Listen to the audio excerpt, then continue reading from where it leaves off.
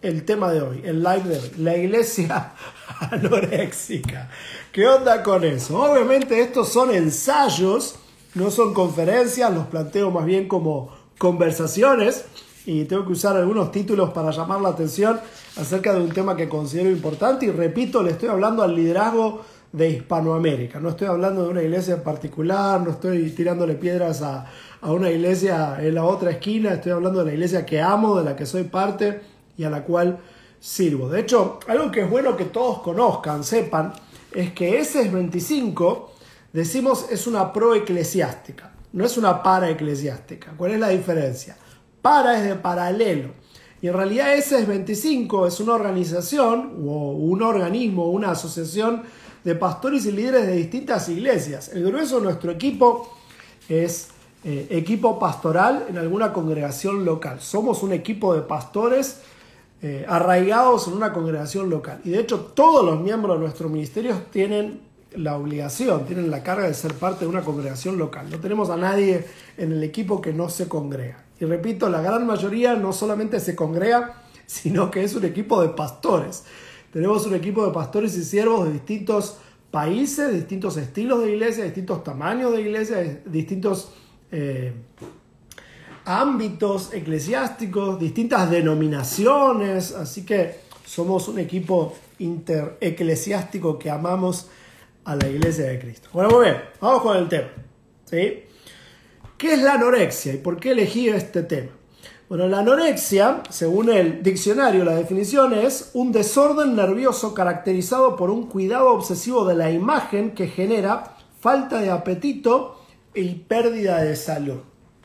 Lo que la mayoría de nosotros conocemos es que una persona con anorexia es alguien que está tan obsesionado con su imagen que deja de comer, y el problema no es que dejó de comer, sino que pierde el apetito y luego, obviamente, todo su sistema fisiológico está desbalanceado porque al no comer no tiene los nutrientes necesarios para el funcionamiento normal de su cuerpo. Y de hecho, en algunas circunstancias extremas, hay miembros del cuerpo que dejan de funcionar justamente porque no están recibiendo alimento. En otras palabras, están tan obsesionadas estas personas con la imagen que dejan de comer al punto que pierden el apetito, y creo que eso también le ha sucedido a la iglesia. Creo que cuando dejamos de comer algunos nutrientes necesarios para la iglesia, no solamente tenemos hambre, sino que sucede algo peor, y es que perdemos el apetito. Muchos de ustedes saben que he visitado todos los países de Hispanoamérica, he servido a iglesias de todo estilo y tamaño. Eso que antes dije acerca de ESES 25 ha sido siempre una realidad en el ministerio que el Señor me ha permitido tener. De hecho, creo que soy uno de los pocos privilegiados que son invitados por sectores de la iglesia que no se llevan para nada bien, y a mí me invitan los dos lados, lo considero un gran privilegio. Y he notado que hay algunas necesidades de la iglesia que no son obvias justamente porque nos hemos acostumbrado a no resolverlas. O sea, hay pedidos en la superficialidad de la realidad eclesiástica que todos tienen, que todos sabemos que la gente se plantea. Pero hay algunas necesidades que como por años no las hemos satisfecho, han dejado de ser un apetito de la iglesia. Y de eso te quiero hablar hoy, porque creo que definitivamente esto es algo que debemos resolver para la sanidad de nuestras congregaciones. Lo que estoy queriendo decir es que en algunos rincones de la iglesia nos hemos obsesionado tanto con vernos espirituales, resalto ese vernos espirituales, que hemos perdido salud. O sea, por aparentar espiritualidad, no hemos nutrido nuestro liderazgo y a nuestras iglesias como hemos debido. Hemos dejado de darle de comer al intelecto al punto que debido a ello hemos debilitado nuestra salud espiritual. Esta es una de las paradojas del liderazgo. Por nuestro intento de aparentar salud, aparentar vernos bien, aparentar espiritualidad, no hemos nutrido nuestro intelecto y nuestra carga ministerial como hemos debido, al punto que nos desacostumbramos a ciertos alimentos y entonces hoy carecemos del apetito de ellos. Así que aquí te va. ¿Cuáles son los síntomas de eso? Bueno, te voy a dar 3 ejemplos. Primero te doy 2, respondo algunas preguntas. Gracias a todos los que me siguen hablando ahí, siguen poniendo corazoncitos y todo eso. Y luego sigo con el tercero. Ahí va el primero. Lo primero que señalo es que por parecer espirituales, en muchas congregaciones y en muchas esquinas de la iglesia, dejamos de planificar. Nos hemos conformado con hacer cambios estéticos y superficiales, pero no estructurales y profundos, para, como dijimos en el live pasado, cumplir con nuestra misión. ¿A qué me refiero con esto? Bueno, te lo aterrizo. En muchas iglesias ha reinado la idea de que planificar no es darle lugar al Espíritu Santo, como si fueran contradicciones. Preparar las reuniones, mejorar los ministerios, trabajar en crear mejores dispositivos de influencia no es tan espiritual, porque lo espiritual es dejarnos guiar por el Espíritu en el momento.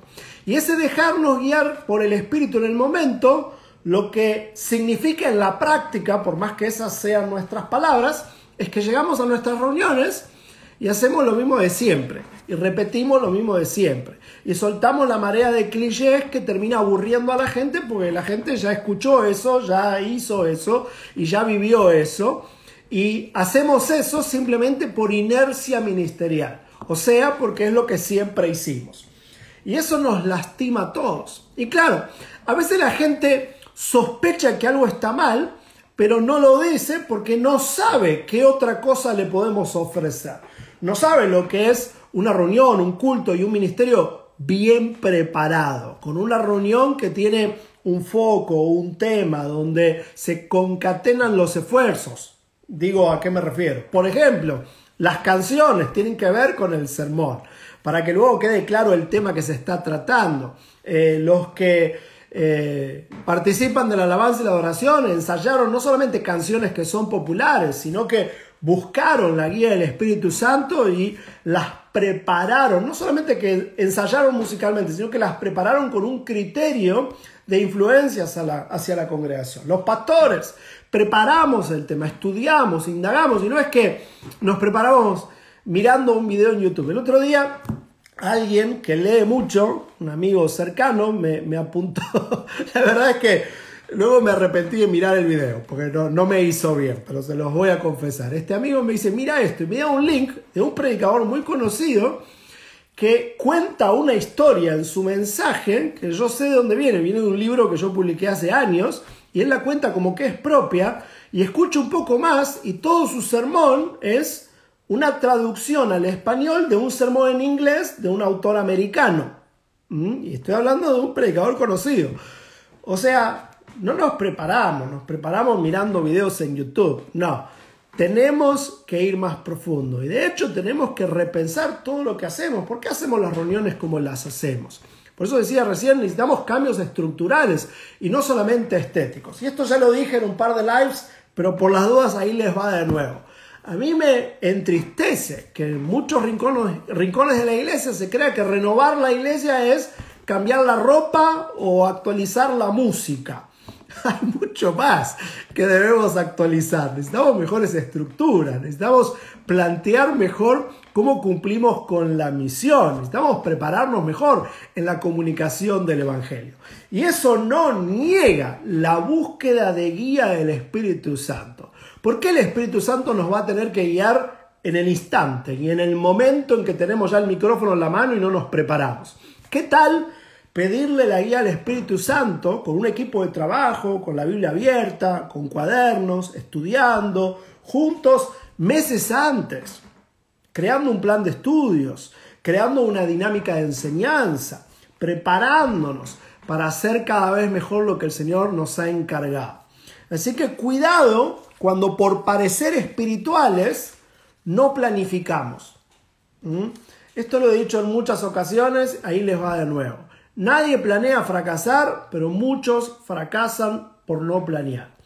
Cuando las nuevas generaciones, por ejemplo, creen que la iglesia es aburrida, esa es una tragedia. porque lo que indica no es que el evangelio es aburrido, sino que la iglesia actúa por inercia, no se prepara, actúa siempre creyendo que es la espontaneidad sinónimo de espiritualidad. Y no, la espontaneidad no es sinónimo de espiritualidad. Si algo es realmente importante para el espíritu, demanda que nuestro intelecto esté involucrado, demanda que nuestro sistema volitivo esté puesto a disposición. Tenemos que planificar, tenemos que prepararnos, tenemos que estudiar, tenemos que ir más profundo, tenemos que replantear las formas. Necesitamos mejores estructuras para cumplir con la misión. La palabra de Dios es clara en dejarnos la misión. Vayan y hagan discípulos, pero no nos deja horarios, formatos de culto, liturgias, cuánto dura el mensaje. Todo eso continuamente debe ser replanteado. No nos podemos quedar en la superficialidad de copiarnos los unos a los otros y ver quién es el más popular y hacer lo mismo a ver si produce los mismos resultados. No. Y que la gente no lo reclame es simplemente porque está acostumbrada a que siempre hagamos lo mismo. Sospechan que las cosas deberían ser mejor y hoy quizás tenemos un poquito más de competencia en muchas congregaciones porque a través de las redes sociales nos pueden comparar con otras iglesias. Pero el grueso de la gente ni sabe el valor y el beneficio de tener una iglesia que se toma en serio alimentar sólidamente a su congregación. Bueno, otro. Por parecer espirituales. Uy, este le va a doler a alguno. Este le va a pegar un cachetazo a más de uno. Alguno se me va a ofender y se me va a enojar. No se me enojen. Es con mucho cariño y mucho amor. Ahí le va. Por parecer espirituales, nos la pasamos cantando, pero no estudiamos. No tenemos un proyecto educativo, que acabo de hacer mención a eso. Algunos tienen la idea de que lo más espiritual que podemos hacer es cantar canciones lentas con los ojos cerrados y levantar las manos y emocionarnos durante el culto. Y si alguno tiembla y si alguno tiene alguna manifestación del espíritu, eso es el sumum. Después nos vamos a preguntar, ¿por qué será que la gente en nuestras iglesias tiene todas esas experiencias en el culto, pero después toma decisiones que van al revés de lo que enseñamos? ¿Tendrá que ver con que no enseñamos demasiado? Hace un tiempito atrás llevé a mi hijito a la iglesia y me dijo algo curioso. Y me dice, hoy no estuvo muy bien. ¿Por qué? ¿Qué aprendieron? Bueno, ese es el punto. No aprendimos nada, pero cantamos demasiado. O sea, cantar es una preciosa expresión, pero hay de nosotros cuando lo único que ofrecemos es un lindo rato de canto.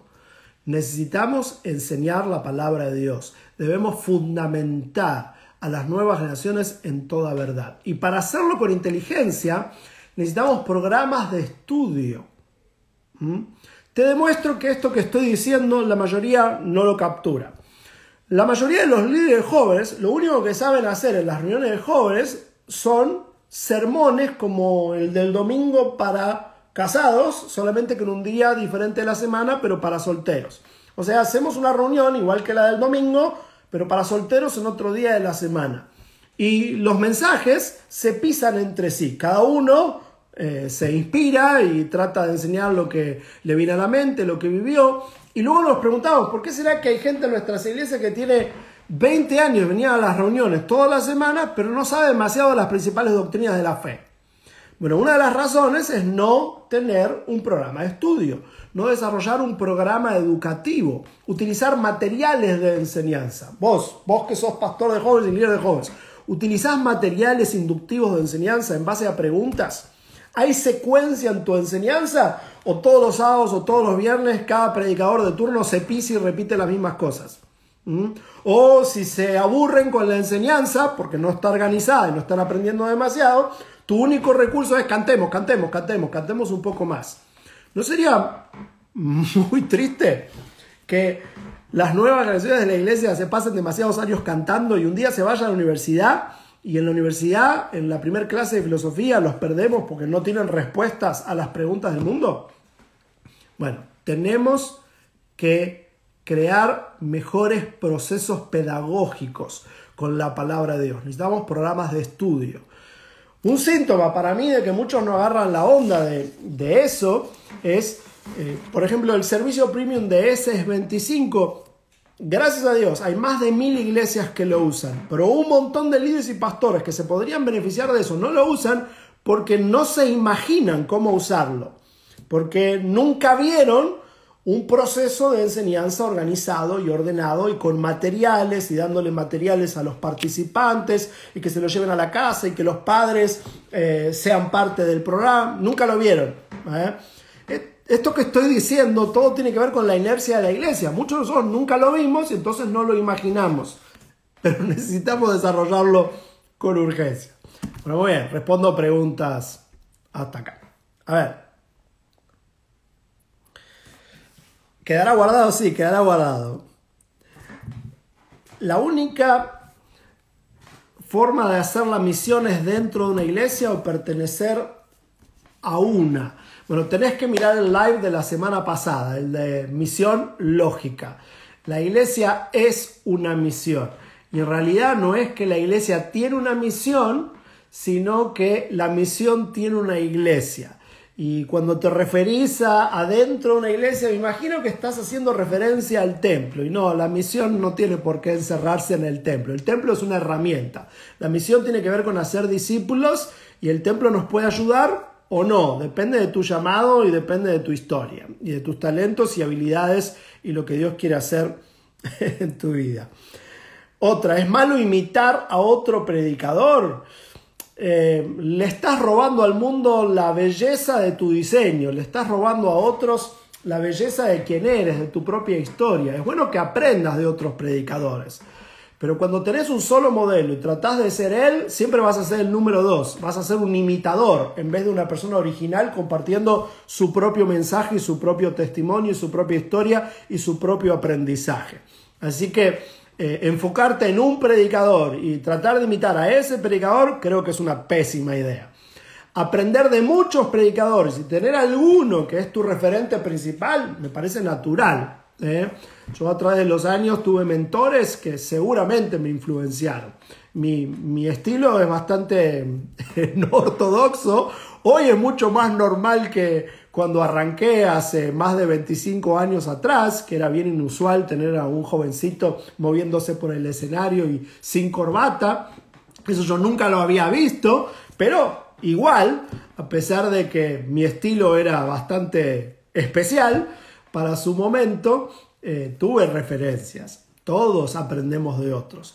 Lo tonto es creer que hay un estilo único y que esa es la persona y que te conviertas en un imitador de alguien. No seas el imitador de alguien porque siempre vas a ser el número 2 y le estás robando al mundo la belleza de tu diseño divino. Bueno, muy bien. Número 3. Entonces ya mencioné que por parecer espirituales no planificamos. De alguna manera nos convencimos de eso. ¿Sí? Espiritualidad es sinónimo de no prepararse, de ser espontáneos, de en el momento, oh Espíritu Santo, ahora guíame. Hay que buscar la guía del Espíritu Santo, pero con el cerebro encendido y con planificación, con un equipo de trabajo, con la Biblia, con esfuerzo, con estudio, con criterio. Y la guía del Espíritu Santo obviamente nos facilita eso. Segundo, mencioné tratar de parecer espirituales y pasárnosla cantando, pero sin estudiar. Y sin estudiar la palabra de Dios de una manera organizada. Algunos de ustedes son papás. La mayoría de los que se conectan a estos lives son pastores y líderes. E insisto, siempre le hablo a pastores y líderes. Así que imagino que muchos de ustedes son papás. Imagínense, pastores, que nuestros hijos van a la escuela y a la escuela a la que van no tiene un plan de estudios. Dependen de la inspiración de los profesores y las maestras. No estarían listos al tiempo de la universidad si hubiera sido así. Hubieran estado siempre repitiendo las mismas ideas. Si los profesores no tuvieran un proyecto educativo, no llegarían listos a la universidad. Bueno, necesitamos proyectos educativos, necesitamos materiales, necesitamos ordenar, organizar la enseñanza. Y eso no tiene por qué ser algo aburrido. Cuando estamos bien preparados, las nuevas generaciones lo aprecian. Bueno, tercero, por parecer espirituales, priorizamos las manifestaciones cúlticas, pero no cuidamos la vida cotidiana de la gente. no hay acompañamiento pastoral ni discipulado. Otra vez digo algo crudo, espero que no ofenda a nadie, pero ahí les va. Yo creo que la mayoría de los cristianos evangélicos en Iberoamérica no saben lo que es congregarse. ¿Por qué?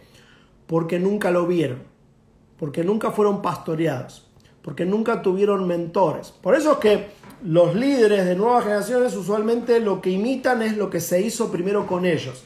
A mí lo que hicieron conmigo fue una reunión semanal, entonces ahora hago una reunión semanal. ¿Qué tal poner el palo en la rueda y mirar el ejemplo de Jesús? Y leer con criterio el Nuevo Testamento y repensar el rol pastoral. Les tiro un tema de un live que viene. ¿YouTubers o pastores? Hoy muchos creen que un youtuber es un pastor. Un youtuber es alguien que hace un video en YouTube. Y muchos cristianos lo único que han tenido a través de su vida son predicadores en vivo y ahora youtubers, pero nunca han sido pastoreados. No han tenido líderes que conocen su nombre, que conocen dónde viven, con quién, cuáles son sus aspiraciones, cuáles son sus luchas, sus pecados, su concupiscencia, sus aspiraciones. No han tenido líderes que les ayudan a conocerse a sí mismos. Y algunos de ustedes me miran hasta quizás confundidos en este instante porque les parece, wow, demasiado idealista lo que estoy diciendo. No, es lo que Dios planteó para la iglesia. Piensa por un momento en la palabra pastor. ¿De dónde viene la analogía? De un cuidador de ovejas. ¿Qué hacía un pastor de la antigüedad con sus ovejas? ¿Les tiraba un sermón semanal? No. ¿Las juntaba en un corral para enseñarles algo?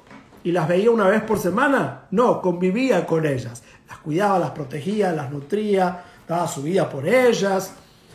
Bueno, pastores y líderes, tenemos que asegurarnos que nuestra gente está contenida. Aunque no lo reclamen porque nunca lo vieron, Si vamos a corregir una iglesia anoréxica, tenemos que empezar a invertir tiempo con las personas más que el tiempo que invertimos en los cultos. Hemos puesto tanta atención en los cultos que creemos que el Espíritu Santo se manifiesta solamente en los cultos y no en las decisiones cotidianas, en las relaciones interpersonales y en las familias. Yo creo que esto que estamos viviendo nos ha permitido repensar el rol de los padres, por ejemplo. Bueno, los padres pastorean a sus hijos, aunque nunca tengan el título de pastores, y tenemos que ayudarles a hacerlo cada vez mejor. Los líderes de niños pastorean a los niños, los de adolescentes, los de jóvenes. Nosotros con los adultos tenemos que pastorear a las personas. Y obviamente en una iglesia en crecimiento, el pastor no puede tener una relación cercana con todas las personas, pero tenemos que asegurarnos que todas las personas tienen a alguien cercano que le escucha, que le conoce y que le acompaña.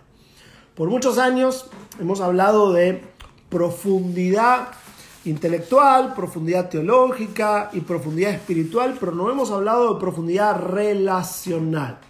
Yo ahora he empezado a hablar intencionalmente de profundidad relacional, porque creo que la profundidad relacional de una congregación tiene todo que ver con la clase de cristianos que producimos. Estamos tan desacostumbrados a todo esto que quizás nos pasa como el escritor de la carta a los hebreos, que le dice a sus oyentes o a los receptores de su carta en Hebreos 5, 11 al 13. No sé si leíste ese texto alguna vez. Quisiera decirles mucho más sobre este asunto, pero sé que como no quieren entender, no me va a ser fácil explicarlo. Después de tanto tiempo ya debían poder enseñar esto a otros, sin embargo, hay necesidad de enseñarles de nuevo hasta los más sencillos principios de la palabra de Dios. Algunos se han debilitado tanto que como niños tienen que tomar solo leche en vez de alimentos sólidos. Esto demuestra que todavía no saben diferenciar entre el bien y el mal y entonces son como niños recién nacidos.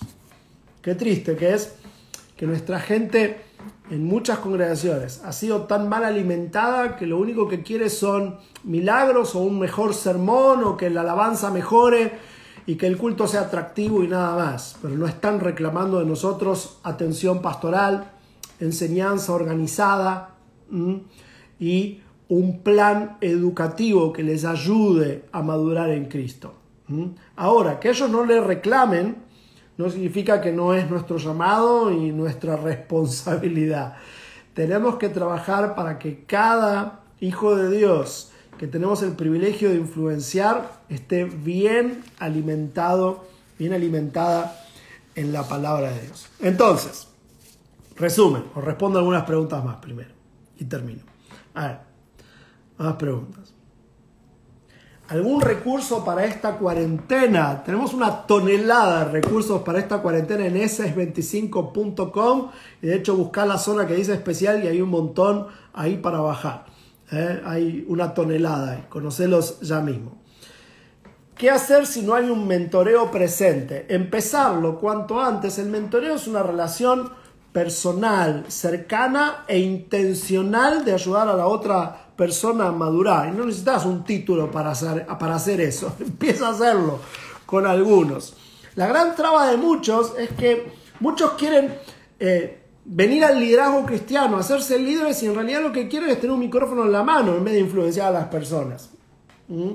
Quieren predicar o quieren cantar en el grupo alabanza, o sea, quieren participar de una reunión en vez de participar del discipulado. El discipulado tiene que ver con relaciones interpersonales. Otra pregunta.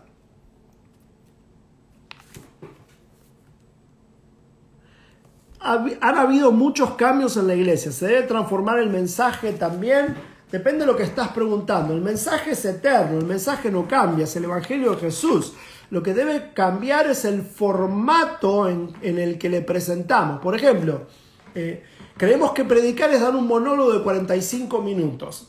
Dar un monólogo de 45 minutos es una metodología. Eso no es sagrado.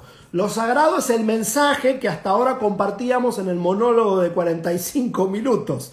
Entonces, quizás hay que repensar. ¿Es lo ideal dar monólogos de 45 minutos? ¿O de qué otra manera podemos compartir el mensaje? Ese mensaje que no debe cambiar, porque es fabuloso. Es el mensaje de la cruz y que trae a la gente de la muerte a la vida. Así que, ¿qué podemos hacer para revertir la anorexia en la iglesia? Esta anorexia eclesiástica o espiritual que tristemente ha sido parte del común denominador en nuestro continente. Bueno, número 1, pastores y líderes, estudiemos eclesiología, misiología e incluso, escúchame esto, desarrollo de eventos. Tenemos que mejorar nuestras metodologías, tenemos que ir más profundo en comprender qué es sagrado y no lo debemos cambiar y qué simplemente es metodológico y debemos seguir actualizando. Y no nos quedemos en la superficie de los cambios. El gran cambio que necesita la iglesia no es una pantalla de LED en el centro del escenario o que uses jeans rotos y te saques la corbata. El gran cambio es cómo hacemos un mejor discipulado a nuestros hijos. ¿Cómo logramos que no se pierdan los niños cuando llega la adolescencia? ¿Cómo logramos que los jóvenes en la etapa universitaria no pierdan la fe? ¿Cómo logramos que las nuevas generaciones deciden correctamente respecto a la pareja? ¿Cómo les ayudamos a las nuevas generaciones a descubrir su vocación y ponerla al servicio de la causa de Cristo? Esos son los planteos que tenemos que hacernos. Y no simplemente cómo mejoramos la reunión. La reunión tiene que mejorar, pero hay mucho más que debemos repensar y reimaginar. Siguiente recomendación para revertir esto.